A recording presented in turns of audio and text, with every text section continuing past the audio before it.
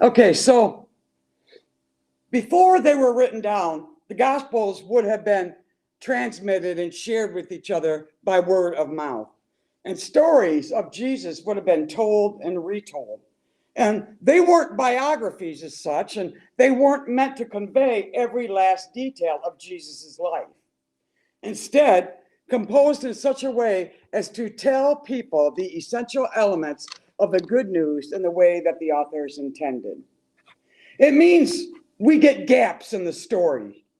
And after the Nativity, there is very little about the childhood and nothing at all about the young adulthood of Jesus. We almost go straight from the manger to his public ministry, leaving out everything in between. We don't hear about the Joe Jingles class that he went to in his preschool class. Okay, or we don't know how many badges he earned in Cub Scouts. So clearly, when we do get a snippet, it's there for a good reason, and it's important for our understanding. Today's reading about the presentation of Jesus and Simeon and Anna is one such moment. The author is Luke, and he's the master storyteller. And we're still very early in Luke's gospel, and he's determined to make sure that we understand. And one message is that Jesus and his family were observant Jews.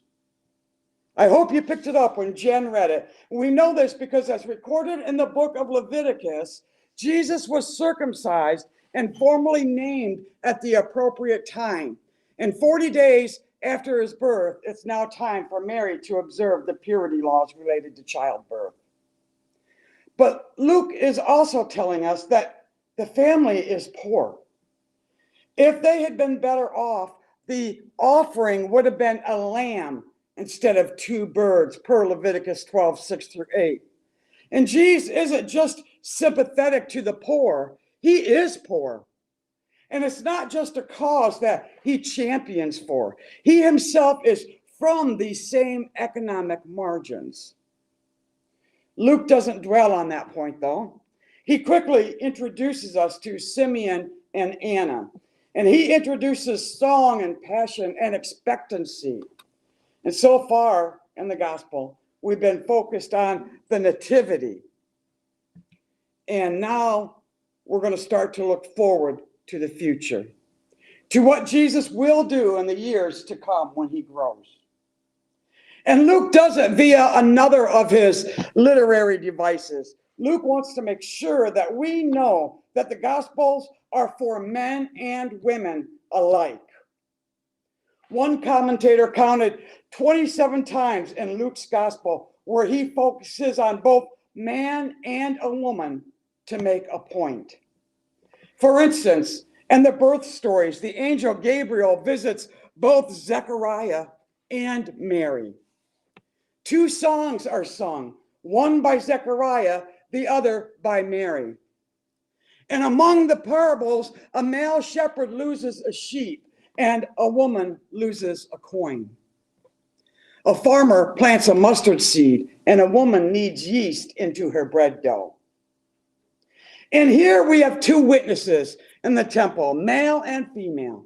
We have Simeon and Anna, and they're testifying to God's redemptive plan fulfilled in Jesus. And Simeon, he had been waiting a lifetime for this. We're told that he was waiting for the consolation of Israel, waiting for comfort in the wake of loss or disappointment.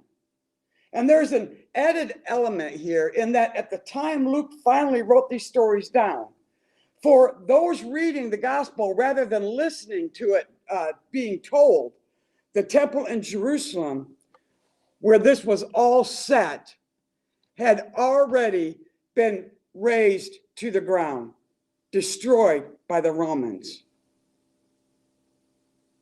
And for us, we're coming up to 5 years of COVID.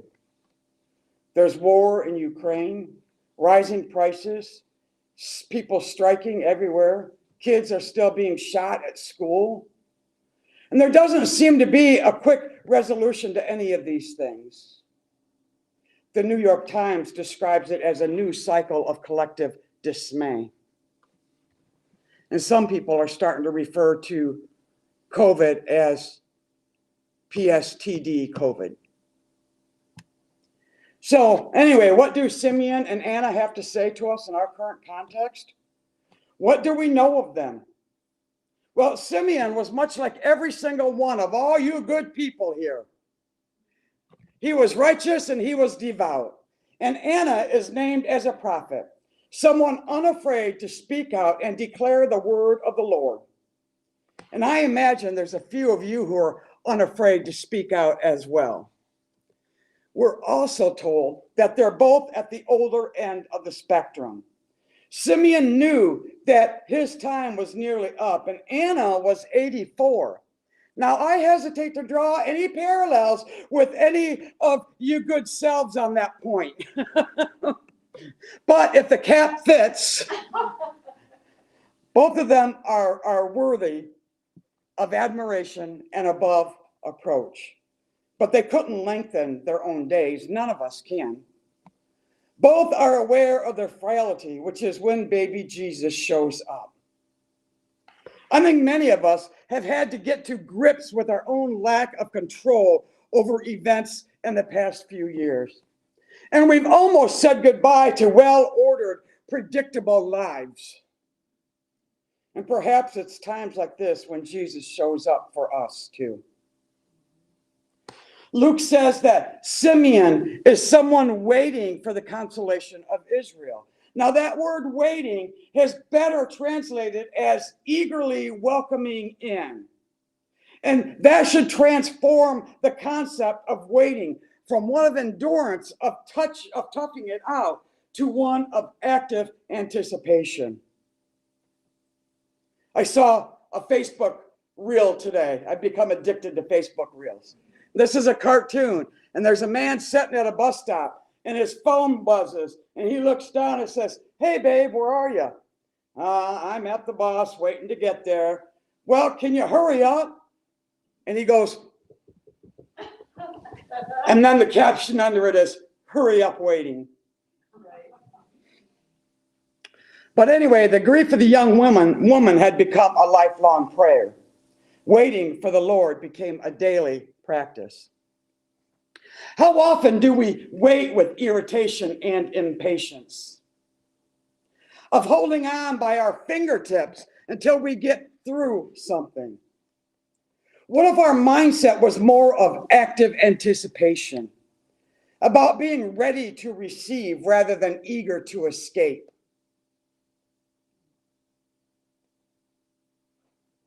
Even Simeon's name comes from a word which can mean to hear intelligently or obediently.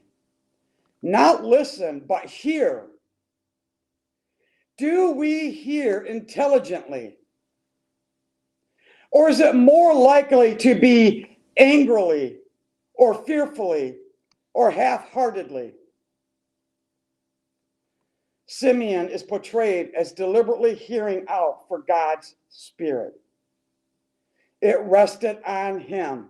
It showed him things. It moved him. It enabled him to discern the leading of God and to act on what he heard.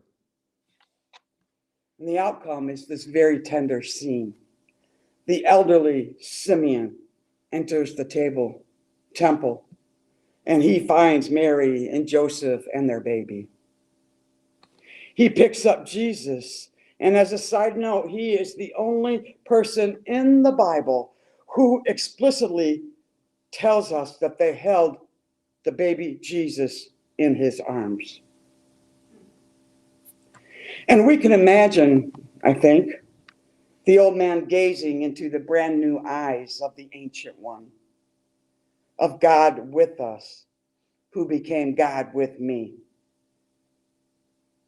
What a moment that must have been. Nothing outwardly had changed, yet Simeon told God that he could now die in peace. His soul was at rest. He knew now that the consolation of Israel was not an event, but a person. a person in the form of a small, vulnerable baby. You know, sometimes our comfort can come in the most unexpected of packages. Anna, she responded in much the same way. Jesus' existence was the only evidence she needed to recognize God's redemptive hand. Jesus, he's just a baby. He couldn't talk yet, or he couldn't walk yet, and he became the focal point of her praise. Especially in times like this, we can be very specific in our prayers. And when we don't quite get the response that we're looking for, we might despair. And then Jesus arrives in our distress, wordlessly as a baby, bundled in a form we never saw coming. We have to learn to be present in our smallness, to be ready to receive and embrace vulnerability. With some of the old trappings stripped away, Jesus will make himself known in unforeseen ways, thanks to the very limitations we're looking to overcome. A baby is small, but it's precious and wonderful too.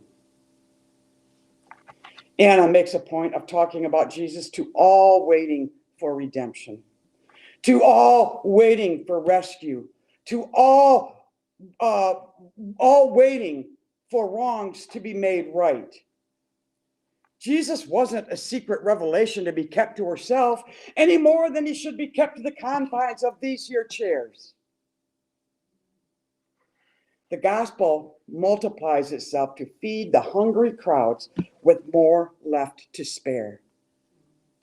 God's comfort, God's consolation, it reaches ever outward. Anna didn't wait to see how Jesus' life would unfold before spreading the word. She didn't need to see how things would turn out. The sharing itself expanded her own joy and her own praise. And what is stopping you and me from doing the same? Are we still waiting for something more? You and I, we're both Anna's and Anna's audience. We're all looking for rescue in some way, for the suffering to be over. And Anna joyfully points us all to the Christ child. He is our comfort, and he is our consolation. And this passage also shows us the wide variety of voices that God uses in proclaiming the gospel message. Women and men, newborns and elders, the poor and the expectant, every single one of us can be used to share with others the consolation and comfort that is, which is Jesus. So I pray that the Spirit will help us, like Simeon, to actively anticipate and intelligently hear what the Father has to say to us, that like Anna, he will use us to joyfully bring comfort and light and consolation to others. Please pray with me. Lord, like Simeon and Anna, give us the eyes of faith to see your presence in the world. Where fear closes our eyes, help us. And where tears blind us, heal us. Where busyness keeps us from noticing, slow us. Where pride gets in the way, release us. Set us free to see your love at work in the world. Amen.